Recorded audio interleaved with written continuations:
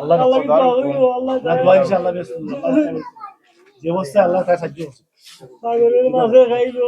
চিন্তা করেন না আল্লাহর ইচ্ছা আমরা কিছু করার নাই আপনার কিছু করার নাই অনুগতা মৃত্যু কিছু আল্লাহর লগের মানুষ যায় অত আতস হয়ে গেছে না এটা আল্লাহর ইচ্ছা মিস হয়ে গেছে এগুলো হয়ে রাখছি আসলে এগুলো এই জন্য সমুদ্র পথে বা রোডের পথে আমরা মনে করি বিদেশ পাড়ি যারা নেওয়ায় যারা মাধ্যমে যায় যারা নেওয়ায় এর সঠিক রাস্তাটা অবলম্বন একদম মনন পায় এর আগেও আমরা শুনেছি এই রাস্তায় যারা এই রোডে যারা ব্যবহার করছে মনোজন এই ডুবিও মারা গেছে বিভিন্ন জনশ্বাসেও মারা গেছে আমি মনে করি যে বা যারা এই রাস্তায় আছে যারা মানুষের প্রলোভন দেখাইয়া কম পয়সায় প্রলোভন দেখাইয়া তারা নিয়ে বিভিন্ন দেশে ওটা আমরা কাম্য মনে করি না এটা আইন শৃঙ্খলার ভিতরে পড়ে না এটা আইন শৃঙ্খলার বাইরে বাইরে পড়ে এটা আমরা কাম্য এরা আমরা অনুরোধ করবো এই লাইনে মানুষের প্রলোভন দেখাইয়া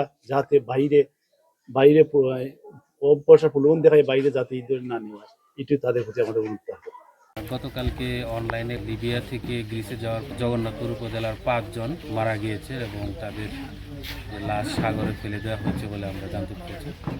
আজকে আমরা ইউনিয়ন পরিষদের চেয়ারম্যানদের মাধ্যমে সেই তথ্যটা সঠিক কিনা সেটা যাচাই করে প্রতিবেদন নিয়েছি।